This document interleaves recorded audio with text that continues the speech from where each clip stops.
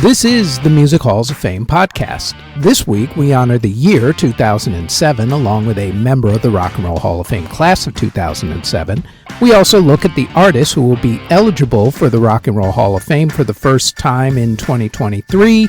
And our Spotlight Hall of Fame is the Country Music Hall of Fame and Museum in Nashville, Tennessee.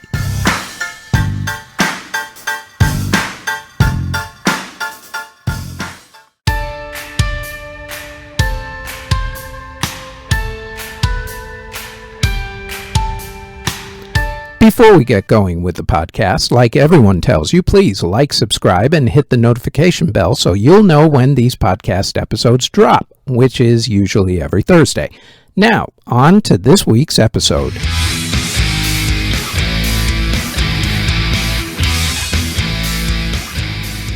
The year was 2007. The Live Earth concerts were held in 9 different cities. The concert for Diana, honoring the memory of Princess Diana of the United Kingdom, took place, and Justin Bieber started on his road to getting discovered when he started his first YouTube channel. Bands that started in 2007 included Bass Invaders, ASAP Mob, Mumford & Sons, W&W, and Tame Impala. Chris Cornell left Audioslave. Also breaking up were the Lords of the New Church, Body Rockers, Jurassic 5, Quiet Riot, New Order, and Genesis. New Order and Genesis would reform for a tour or two a decade or so later, while Audioslave would go back to their original name, Rage Against the Machine. Then a few years after that, they grabbed Chuck D of Public Enemy and Be Real of Cypress Hill to become Prophets of Rage, and then went back to being Rage Against the Machine in 2020. Bands that reformed in 2007 included Extreme, the Jesus and Mary Chain, Boys Zone, the Blow Monkeys, Sixpence None the Richer, Soul to Soul, Squeeze, King Crimson, James, EMF, Eve 6, the Mighty Mighty Boss Tones, Oblivion, and N17. Bands that reformed in 2007 for either one tour or one performance included The Police, the Spice Girls, and Led Zeppelin, with Jason Bonham taking over drummer duties for his late father, John Bonham. Jordan Sparks won American Idol that year. Speaking of American Idol, the best-selling album that year was American Idol alumni Chris Daughtry's first album with his band Daughtry. Also among the most popular albums and artists that year were Beyoncé, Kanye, Taylor Swift's first album, Jay-Z, Linkin Park, another American Idol alumni, Carrie Underwood, Justin Timberlake, Gwen Stefani, Nickelback, the Hannah Montana soundtrack, and also the High School Musical 2 soundtrack. Daughtry outsold all of those. Seriously. Such was the power of American Idol back in the day. Worldwide, though, Daughtry was no match for Avril Lavigne's album, The Best Damn Thing, which was actually the biggest selling album of the year worldwide in 2007. The top single of 2007 was Irreplaceable by Beyoncé. Other top singles were Rihanna and Jay-Z with Umbrella, Gwen Stefani and Akon with The Sweet Escape, Fergie with Big Girls Don't Cry, T-Pain and Young Jock with Buy You a Drank, Carrie Underwood with Before He Cheats, Plain White Tees with Hey There Delilah, Akon and Snoop Dogg with I Wanna Love You, Nelly Furtado with Say It Right, Fergie and Ludacris with Glamorous, MIA's Paper Planes, and Akon again, this time by himself, with the song Don't Matter. In dance music, pop and R&B artists like Madonna, Justin Timberlake, Nelly Furtado, and Rihanna continued to dominate the dance charts. However, some EDM artists managed to break through, like Bob Sinclair, who, along with Big Ali and Dollar Man, scored a big club hit with Rock This Party. Ralph Falcon's song, I Need Someone, was the biggest hit on the dance club play chart. Mindless Self-Indulgence also had a couple of major club hits, Straight to Video and Shut Me Up. September's Cry for You, David Guetta's Love Don't Let Me Go, Cascada's hit songs Every Time We Touch and Miracle, Eden's Put 'Em Up, Ida Core's Let Me Think About It, Chris Lake's Changes, Justice's DANCE, along with songs by Basement Jaxx, Armand Van Helden, Ferry Corsten, Axwell, Daft Punk, Proxy, ATB, The Chemical Brothers, Eric Prydz, Calvin Harris, and Sneaky Sound System were also big in 2007. In hip-hop, the biggest albums were done by Kanye, 50 Cent, T.I., Jay-Z, Fabulous, Common, UGK, Lupe Fiasco, Young Buck, Redman, J Dilla, LP, DJ Khaled, Cassidy, G-Z, Fat Joe, Playaz Circle, Bone Thugs and Harmony, Dizzy Rascal, Sage Francis, Ghostface Killah, and Timbaland. In country music, singer Sammy Kershaw ran for Louisiana's lieutenant governor's seat. He lost. Rascal Flatts, Sugarland, Brooks and Dunn, Montgomery Gentry, Big and Rich, and Emerson Drive were the biggest groups for the year. Top artists included Rodney Atkins, Kenny Chesney, Tim McGraw, Taylor Swift, Carrie Underwood, Brad Paisley, Billy Currington, Reba McEntire, Martina McBride, Alison Krauss, George Strait, Keith Urban, Kelly Pickler, and Luke Bryan.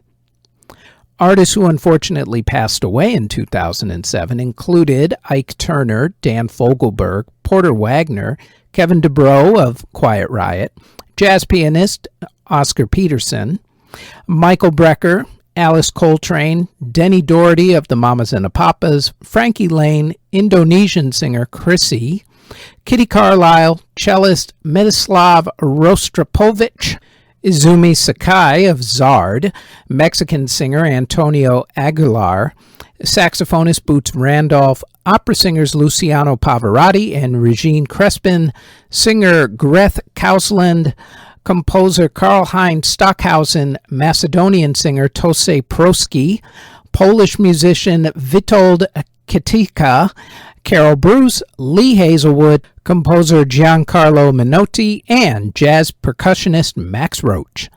At the Grammy Awards for the music of 2007, Kanye West was the most nominated with 10 awards. However, Amy Winehouse was the big winner of the night, winning 5 awards, including Record and Song of the Year for the song Rehab, and also Best New Artist, beating out Taylor Swift for that award, actually. Because of visa problems getting into the United States because of prior legal problems in the United Kingdom, Amy was not allowed to enter the United States to attend the ceremony. Instead, she performed and accepted her awards via satellite back in England. Jazz great Herbie Hancock actually won Album of the Year for the album River, the Joni Mitchell Letters. At the American Music Awards, Rihanna, Daughtry, Beyoncé, and Carrie Underwood were the big winners. At the MTV Video Music Awards, Rihanna and Jay-Z won Video of the Year for Umbrella. The country of Serbia won at the Eurovision Singing Contest. At the Tony Awards, Spring Awakening won Best Musical and Company won Best Revival of a Musical. The Pulitzer Prize in Music went to Ornette Coleman for Sound Grammar, Elliot Goldenthal for Grendel, and Augusta Reed Thomas for Astro Canticle. George Shearing was knighted by Queen Elizabeth II. Evelyn Glennie was made a dame, while Rod Stewart, John Rutter, and Imogen Cooper were among those given Order of the British Empire Awards by the Queen herself.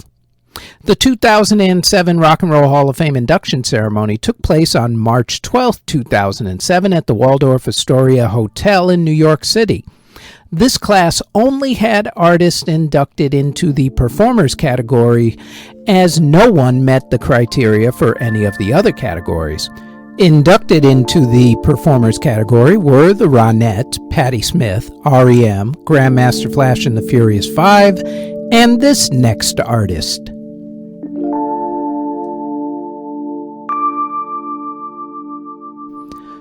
The band Van Halen changed the game in a few ways. First, they were a California hair band before there was such a thing as a hair band. Second, their guitarist, Eddie Van Halen, during their heyday, excited the music community like no other guitarist since Jimi Hendrix. Eddie is considered still to be one of the greatest guitarists of all time. The band itself has 4 chapters to it. Chapter 1 started in California. Eddie and his brother, drummer Alex Van Halen, started a band in the mid-1960s called the Broken Crumbs. It was originally Eddie on drums and Alex on guitar, but Alex liked the drums more, so they switched instruments, changing guitar history forever, I might add. They got popular on the local front, changed their name to the Trojan Rubber Company because, well, why not?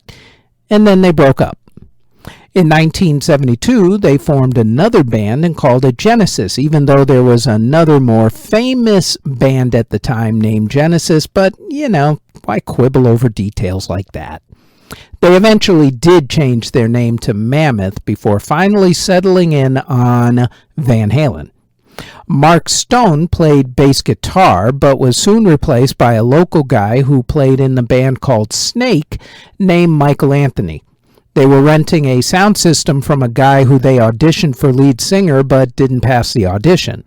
Later they figured that it was far better to just let the guy sing because then they wouldn't have to pay the rent on the sound system from him. So, saving them a bunch of money, they hired the guy named David Lee Roth.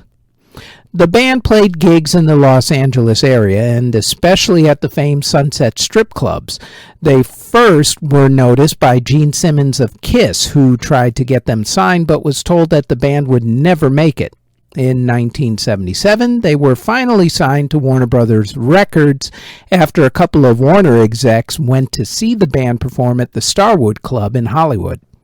From their debut self-titled album to their sixth album, 1984, by far their biggest selling album, the band solidified its spot in rock history with the showmanship of Diamond David Lee Roth, the virtuality of Eddie's guitar, Michael's pounding bass, and Alex's thunder drums. The band cranked out hits like Jump, Running with the Devil, Everybody Wants Some, Ice Cream Man, Panama, and so many more. Their live performances became legendary. The problems with that original lineup started around their third album, as Eddie wanted to move away from the good time songs and do more meaningful work. The group also started using more synthesizers, especially on the 1984 album. David went off and did Vegas-style music with a kitschy remake of California Girls and I Ain't Got Nobody with Just a Gigolo. And then finally things came to a full boil and David was out of the band. He went on to find his own guitar virtuoso in the legendary guise of Mr. Steve Vai, and together they put out a couple of hit solo albums like Yankee Rose, and that was the end of the band, or at least chapter 1. Now, normally a band losing a popular lead singer like that would kill a normal band, but the band had another chapter when the Red Rocker himself, Mr. Sammy Hagar, came on board. That was after Daryl Hall of Hall & Oates and Patti Smythe of the band Scandal both turned down the lead singer spot. Sammy already had a successful solo career going at the time, with hits like I Can't Drive 55, Where Eagles Fly, and Three Lock Box. The band did not miss a single beat with Sammy, though. Sammy's first album with the band was the 1986 album 5150, which had huge hits like Why Can't This Be Love, Dreams, and Love Walks In. The group then followed that up with OU812 with the hits When It's Love and Finish What You Started. Their next album was For Unlawful Carnal Knowledge with the hits Pound Cake and Right Now. The 1995 album Balance finished off the Sammy Hagar chapter, but before then, all of the other Hagar albums were huge hits, winning awards and selling millions of records. Hagar abruptly left the group in 1996. Hagar would later say that Eddie's personal problems were a big reason, as Eddie was continuously fighting alcoholism through a good chunk of his professional career. David came back briefly to record a couple of new tracks for a greatest hits album, and while there was talk at the time of a reunion, the infighting started again before anything else came of it, and that was that. Former lead singer for the band Extreme, Gary Cherone, would enter the next chapter of the band, and together they put out the album Van Halen 3, which crashed and burned. And that era lasted from 1996 to 1999, therefore the shortest chapter of the Van Halen career. The band went on hiatus for a few years, but opened up a new chapter by bringing Sammy back in for a reunion tour in 2003. That reunion was short-lived as Eddie's alcoholism had gotten out of control, according to recent interviews that Sammy has given. Michael Anthony was abruptly fired in 2006 and was replaced on bass by Eddie's son Wolfgang. At that point, guess who showed back up to open another chapter in the band's career? David Lee Roth, who was back with the band until the very end in 2019 when they announced the breakup of the band. Unbeknownst to anybody not close to the band, Eddie was being treated for cancer, and it had begun to finally take its toll, which was why the band stopped touring and broke up. In early 2020, a call was placed between Eddie and Sammy where they mended their friendship. They dismissed doing any sort of announcement about their pseudo-reunion because the fans and the media would have started rumors of yet another tour and or discord with David Lee Roth, and they didn't want that. Eddie's inner circle also knew that he didn't have much time to even consider another tour because they knew that his time was short. They were right. On October 6, 2020, the untimely death of Eddie Van Halen occurred as he passed away from cancer. He was 65 years old. When the band was inducted into the Rock and Roll Hall of Fame in 2007, the only members who showed up to accept the award were the two members no longer in the band at that time, Sammy and Michael, who had started a band called Chickenfoot and then another band called The Circle. Sammy has his own clubs called the Cabo Wabo Clubs, and he has his own music interview show on Access Television, which I highly recommend, by the way. After the demise of Van Halen, Wolfgang started his own band. David and Alex are in retirement at the moment, although David had floated the idea of doing a reunion and or solo tour or Las Vegas residency, but as of right now, nothing has come to pass. Presented for induction by the band Velvet Revolver, Van Halen, inducted into the Rock and Roll Hall of Fame in 2007.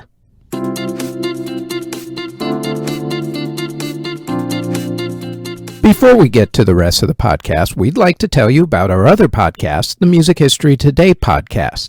Every day we tell you what happened on that date in music history, along with music releases, birthdays, and passings. So, if you like this podcast and want more music history, then please search the Music History Today podcast in audio or video form on YouTube or wherever you get your podcast from.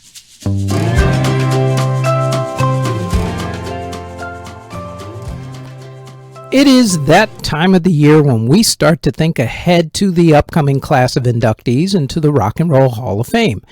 As such, here's a list of artists who will be eligible for induction for the first time this year.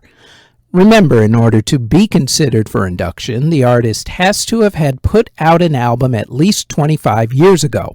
That means that you can all start to feel old now because you'll recognize a lot of these artists who are 98 Degrees, Alkaline Trio, All Saints, the Ataris, Atmosphere, the Avalanches, the Bacon Brothers, Badly Drawn Boy, Beta Band, Billy Myers, Black Eyed Peas, Blackmore's Night, also Blindside, Bright Eyes, the Buena Vista Social Club, The Bug, Children of Bodom, Creed, Days of the New, Derek Trucks, Destiny's Child, Devin Townsend, The Dillinger Escape Plan, The Donnas, Eagle Eye Cherry, Ed Guy, Embrace, Five for Fighting, Flicker Stick, Flogging Molly, Forest for the Trees, Glassjaw, Godspeed You Black Emperor, Hammerfall, Hanson, Harvey Danger, Idlewind, Imogen Heap,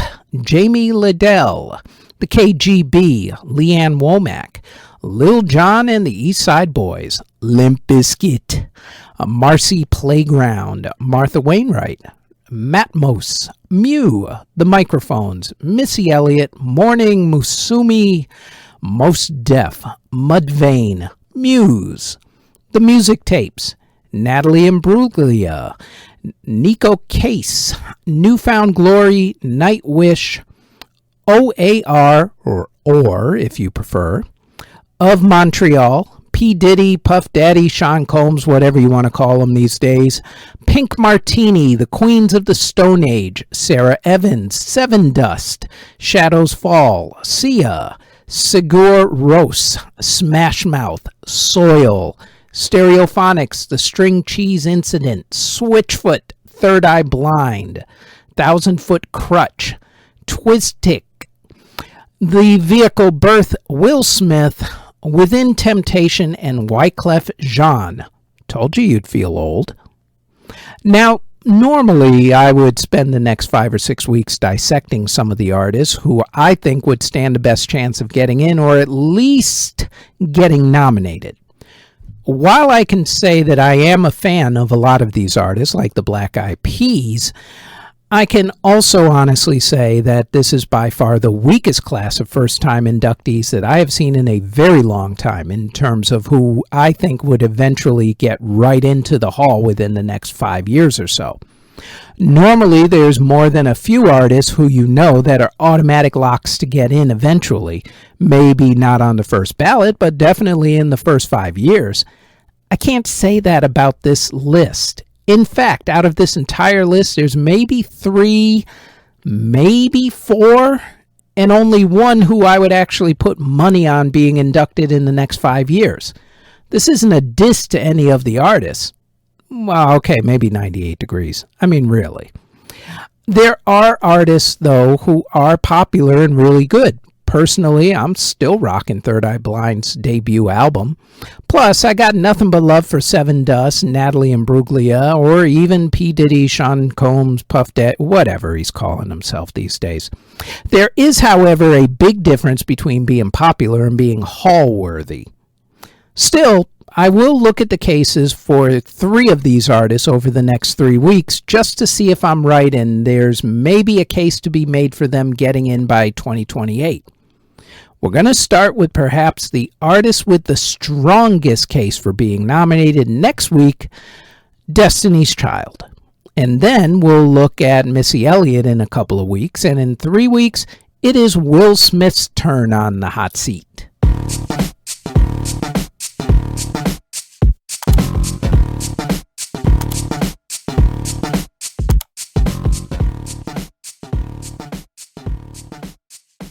This week's Spotlight Hall of Fame is the Country Music Hall of Fame and Museum in Nashville, Tennessee. The Country Music Hall of Fame is located at 222 Fifth Avenue South in Nashville. The Country Music Hall of Fame Museum was actually opened on April 1st, 1967, but they started inducting members into the hall in 1961. The museum has almost 200,000 recordings and an extensive collection of memorabilia, both in the museum itself and also in their digital archives on their website at countrymusichалloфame.org.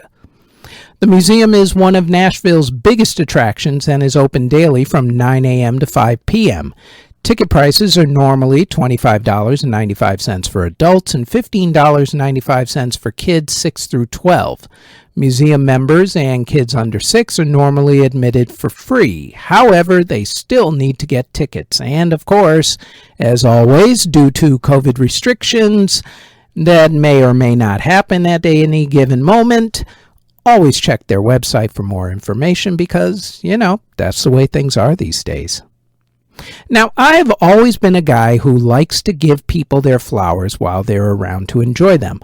It always seems kind of stupid to say something nice about someone when they've passed away. After all, they're not around to actually appreciate it.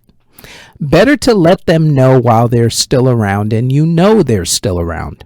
Unfortunately, this entire podcast is normally about giving flowers to people who have, for the most part, passed away. It's important, though, to still pay homage and to give respect to these artists, especially to someone who was underappreciated while they were alive. This next artist, I believe, fits the category of being underappreciated. DeFord Bailey was born on December 14, 1899 in Smith County, Tennessee. His mother passed away when he was 1, so he ended up being taken care of by his aunt. As with a lot of people in the early part of the 20th century, DeFord caught polio. In DeFord's case, it was when he was around 3 years old. Polio left him bedridden for a year or so, and while he was stuck in bed, he learned how to play the harmonica, which came in handy later on in his life. He would lay there and imitate the birds outside his window with it. Eventually, he recovered from polio, but it left him with back issues throughout his entire life, and it also stunted his growth. He topped out at 4 foot 10 inches tall. When he was 9 years old, his family moved closer to Nashville, Tennessee, in order to manage some of the local farms there. 10 years later, in 1918, the family moved directly into Nashville, and at this point, DeFord was 20 years old. He started performing in Nashville, doing gigs here and there, but not as a professional yet. It was also around this time that he earned the nickname the Harmonica Wizard because of his proficiency on the instrument. He also learned how to play the banjo, but was mainly known for the harmonica. Depending on whose story you're going with, his big break may or may not have been in 1925 on WDAD radio in Nashville. What's been officially documented is that he performed on WDAD in January 1926 and on WSM radio in June of that year. The gigs on WSM radio were the ones that put him into the history books. WSM had a popular radio show at the time called WSM Barn Dance. On December 10, 1927, DeFord performed his song Pan American Blues, named after a famous railway at the time. Before he performed, the announcer said that the show and also the venue that the show was broadcasting from was doing a name change immediately, from Grand Opera to the Grand Ole Opry. Then DeFord performed, making him the very first performer in the Grand Ole Opry. DeFord headed east to New York City for a little while to record for Brunswick Records in what became the first recorded harmonica solos put on record, then came back to Nashville to record for RCA Victor. Probably his most popular song was John Henry, which was so popular that RCA put it out on what they called the Race and Hillbilly labels, which was what R&B and country music were called back in the day. In fact, from 1927 to 1941, DeFord was not only one of the most popular artists on the Grand Ole Opry radio show, but artists like Bill Monroe and Roy Acuff took DeFord on tour with them. In 1941, a licensing disagreement occurred between two music licensing companies, BMI, the Broadcast Music Incorporated, and ASCAP, the American Society of Composers, Authors, and Publishers. The result of this conflict was that radio stations were afraid to let performers perform certain songs for fear that they would end up paying a lot of money for the rights. Think about it as the equivalent of getting a takedown notice from YouTube or Instagram for playing restricted music, we'll say. What that meant for DeFord was that a lot of his music fit into that category, so WSM Radio let him go, rather than pay whatever fees they would have had to have paid him. It, in effect, actually put an end to his career, since he rarely did any touring. In order to survive, DeFord had a shoeshine stand and also rented rooms in his house.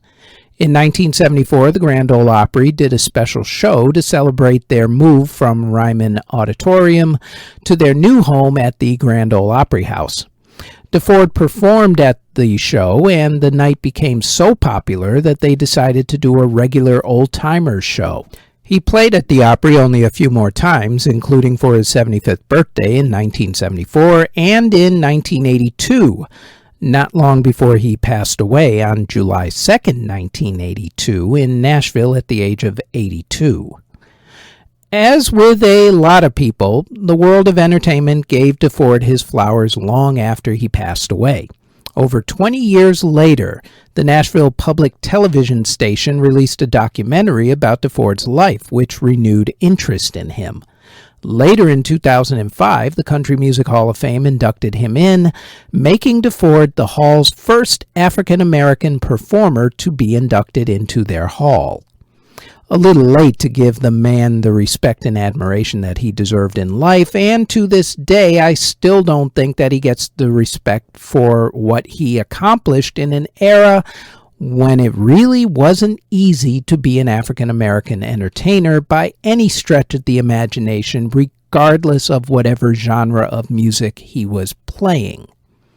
He should be held in high esteem and celebrated in both the black and white communities, and yet his name is only mentioned in the trivia question, who was the first performer of the Grand Ole Opry? That is a shame. Always give those flowers while people are still around to enjoy them. The harmonica wizard, DeFord Bailey, inducted into the Country Music Hall of Fame and Museum in Nashville, Tennessee in 2005. And that is it for this episode of the Music Halls of Fame podcast. For more podcast episodes, which drop every Thursday in audio and video form, then please like, subscribe, and click the notification bell on YouTube, Spotify, Apple Podcasts, iHeartRadio Podcasts, CastBox, Google Podcasts, or wherever you get your podcasts from.